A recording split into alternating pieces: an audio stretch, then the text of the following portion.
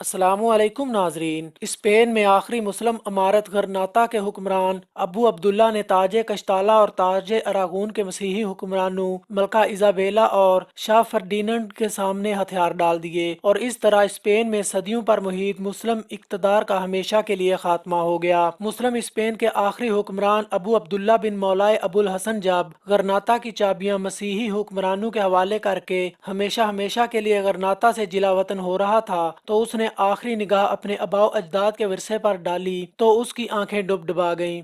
تو اس کی والدہ نے اسے اس وقت یہ تاریخی الفاظ کہے کہ جس چیز کی حفاظت تم مردوں کی طرح نہیں کر سکے اس کے کھو جانے پر عورتوں کی طرح آنسو بہانے سے کیا فائدہ۔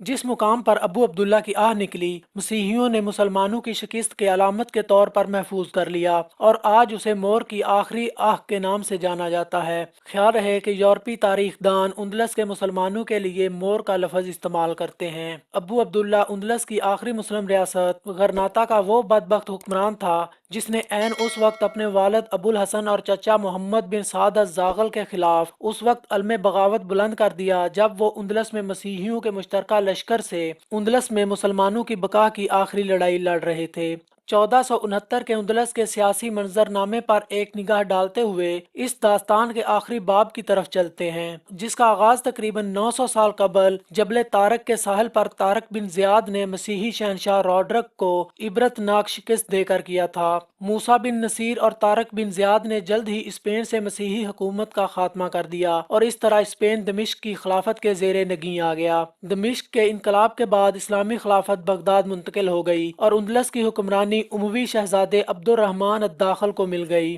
وقت گزرتا گیا اور اندلس کی حکومتیں بدلتی رہیں اور مسلمان اندلس میں مضبوط اور مستحکم ہوتے چلے گئے۔ آہستہ آہستہ اندلس عالم اسلام کا علم و ہنر کا مرکز بن گیا۔ دور عروج میں اندلس نے ابن بطار، ابن باجہ، الفارابی، ابن حزم، اسحاق موصلی اور التحتیب جیسے ہزاروں علماء اور فضلاء پیدا کیے۔ پھر وقت نے پلٹا کھایا اور اندلس کے مسلمانوں کا زوال شروع ہو گیا۔ پھر قدرت نے یوسف بن تاشفین کی صورت میں اندلس کے مسلمانوں کو سنبھلنے کا بہترین موقع فراہم کیا مگر ان کے نصیب میں زوال لکھ دیا گیا تھا۔ الداخل کی عظیم سلطنت ٹکڑے ٹکڑے ہونا شروع ہو گئی۔ سرکستہ، کشتالیہ، الشبیلہ اور قرطبہ جیسے عظیم علم و ہنر کے مراکز مسلمانوں کے ہاتھوں سے نکلنا شروع ہو گئے۔ اراگون اور کشتالیہ کی مضبوط مسیحی ریاستیں وجود میں آ گئیں۔ اراگون کی حکمران ملکہ ایزابیلا تھی۔ یہ وہی ملکہ ہے جس کی تحریک پر کولمبس نے اپنی بحری مہم شروع کی تھی۔ دوسری طرف قسطلہ کا شاہ فرڈیننڈ معتصب مسیحی شخص تھا۔ یہ دونوں حکمران شدت پسند اور مسلمان دشمن تھے۔ یہ دونوں اندلس سے مکمل طور پر مسلمانوں کا خاتمہ چاہتے تھے۔ اس مشترکہ مفاد کے تحت ان دونوں حکمرانوں نے 1469 میں اراگون اور قسطلہ کی ریاستوں کو باہم مدغم کر لیا اور آپس میں شادی کر لی۔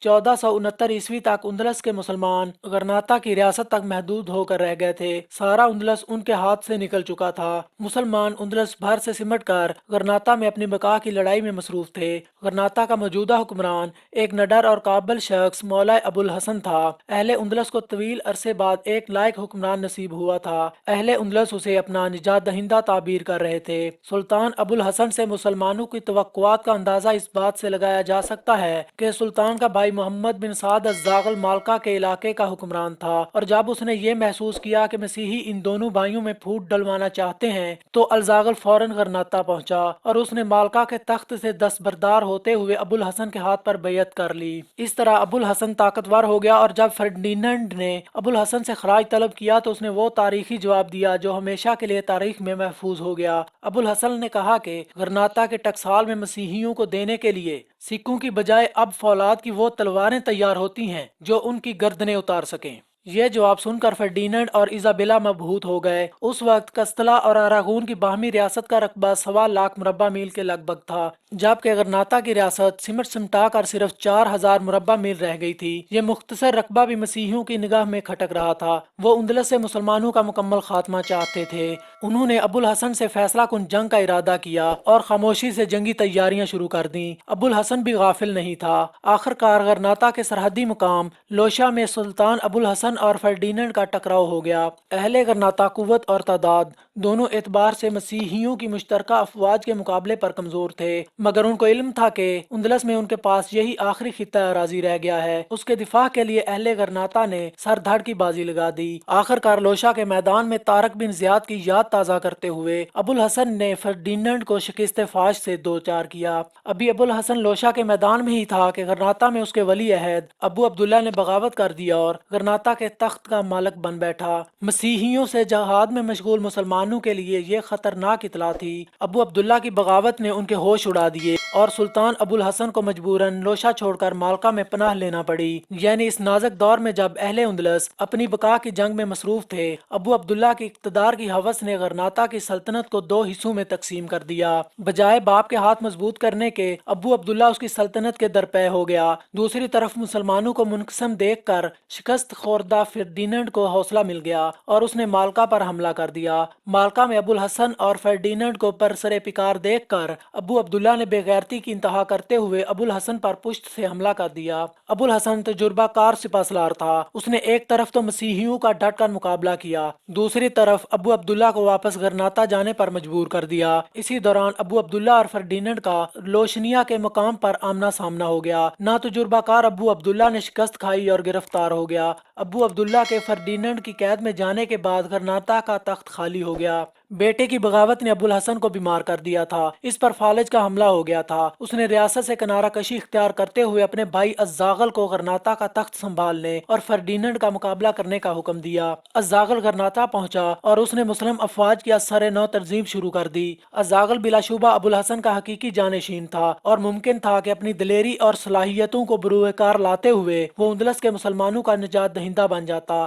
مگر اس موقع پر ابو عبداللہ کا ایک بار پھر مکروہ کردار سامنے آتا ہے۔ دوران قید فرڈیننڈ نے ابو عبداللہ کی خصلت پہچان لی۔ وہ سمجھ گیا کہ ابو عبداللہ کو مسلمانوں سے زیادہ اپنے اقتدار کی خواہش ہے۔ اب فرڈیننڈ نے ابو عبداللہ کو الزاغل اور ابو الحسن کے خلاف استعمال کرنے کا منصوبہ بنایا۔ اس نے ابو عبداللہ کو یقین دلایا کہ وہ اسے غرناطہ کا وارث تسلیم کرتا ہے اور یہ کہ فرڈیننڈ غرناطہ کا تخت حاصل کرنے میں ابو عبداللہ کی مدد کرے گا۔ ابو عبداللہ سے ساز بات کرنے کے بعد فرڈیننڈ نے اسے اپنی قید سے رخصت کر دیا۔ ابو عبداللہ سیدھا مالکا پہنچا جہاں الزاغل کا قبضہ تھا۔ اس نے اہل مالکا کو یقین دہانی کرائی کہ فرڈیننڈ اس کے ساتھ ہے اور اہل مالکا ابو عبداللہ کا ساتھ دیں تو وہ ان کی مسیحیوں سے صلح کروا سکتا ہے۔ جنگ و جدل سے گھبرائے ہوئے مسلمان اس کی باتوں میں آ گئے اور انہوں نے مالکا پر ابو عبداللہ کی بالادستی تسلیم کر لی اور ابو عبداللہ نے الزاغل کو پیغام بھیجا کہ اگر وہ لوشا کا قلعہ اس کے حوالے کر دے تو ان دونوں کی صلح ہو سکتی ہے۔ اس طرح مسیحیوں کی مشترکہ افواج کا مقابلہ دونوں مل کر کریں گے۔ لوشا کا قلعہ دراصل غرناطہ کا دفاعی مورچہ تھا۔ فرڈیننڈ کئی سالوں سے لوشا پر قبضہ کرنے کے چکر میں تھا، اس طرح اس کا راستہ غرناطہ تک آسان ہو جاتا، مگر اہل لوشا نے اپنے علاقہ کا دفاع بڑی بے جگری سے کیا۔ لوشا کی دفاعی اہمیت کے باوجود مسلمانوں میں اتحاد کی خواہش مند الزاغل نے ابو عبداللہ کا کہا مان لیا اور لوشا کا قلعہ اس کے حوالے کر دیا۔ لوشا پر قبضہ فرڈیننڈ کے منصوبے کا حصہ تھا۔ اب ابو عبداللہ مالکا اور لوشا دونوں پر قابض تھا۔ اس نے فوراً فرڈیننڈ کو لوشا آنے کی دعوت دے ڈالی۔ مسلمان حیران و پریشان ہو گئے کہ جس لوشا کی حفاظت کے لیے انہوں نے سالوں سے سر دھڑ کی بازی لگائی ہوئی ہے وہ بغیر کسی خون خرابے کے فرڈیننڈ کو مل گیا۔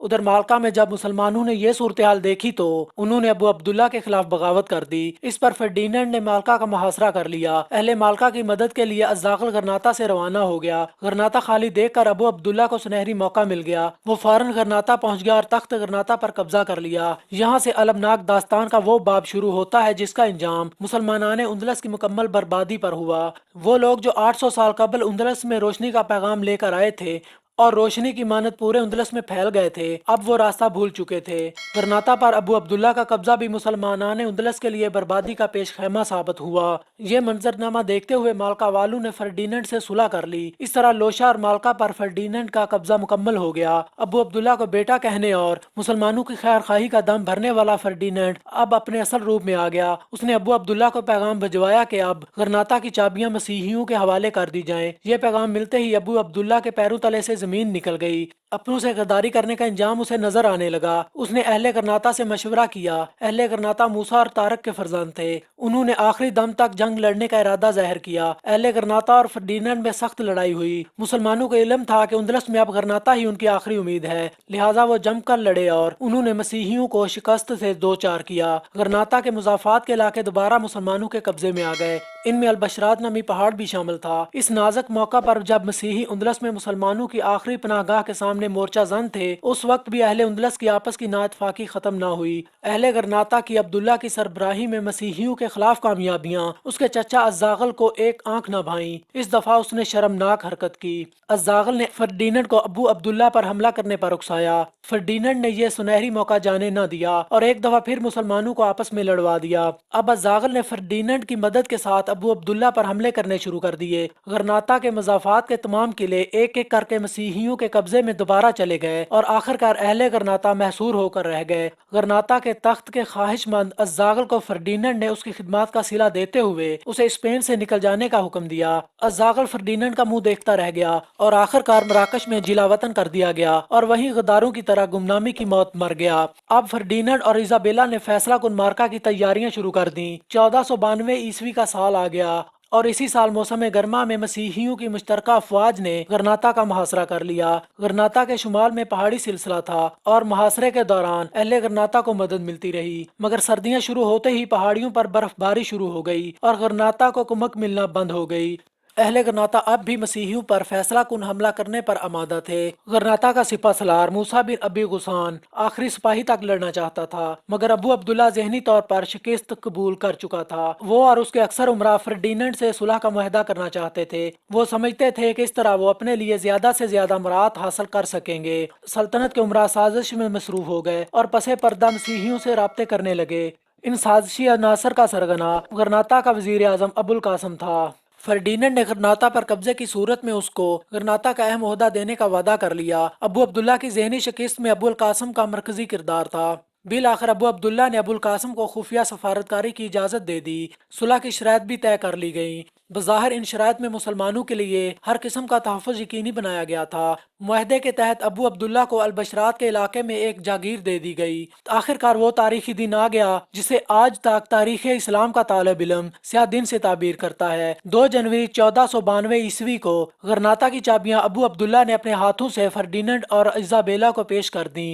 आजम ने कसरुल हमरा पर लहराता सदियों पुराना इस्लामी परचम उतार कर सलेब नस्ब कर दी और इस तरह सकूत गरनाता के साथ साथ उंदलस में मुसलमानों का 800 साला हुक्मरानी का सूरज भी गुरूब हो गया। 100 साल के अंदर अंदर मसीहियों के जुल्म सितम के बायस लाखों मुसलमान हिजरत करके मराकश और शमाली अफ्रीका में आबाद हो गए। इनके कबाइल आज भी वहाँ मुहाजर की हैसियत से जाने जाते हैं। लाखों मुसलमानों का कत्लेआम हुआ। बेशुमार अहले ईमान मसीही जुल्म सितम की ताब न लाकर मसीही बन गए। यूं एक गद्दार और बुजदल हुक्मरान अबू अब्दुल्ला की शामत अमाल का नतीजा अहले उंदलस को देखना पड़ा। नाजरीन, उम्मीद करते हैं कि आपको ये वीडियो पसंद आई होगी। वीडियो पसंद आई है तो इसको लाइक कर दें, दोस्तों के साथ शेयर कर दें और चैनल को सब्सक्राइब करके घंटी के बटन को दबा दें ताकि आने वाली हर वीडियो का नोटिफिकेशन आपको मिलता रहे। वीडियो देखने का शुक्रिया। अल्लाह हाफिज।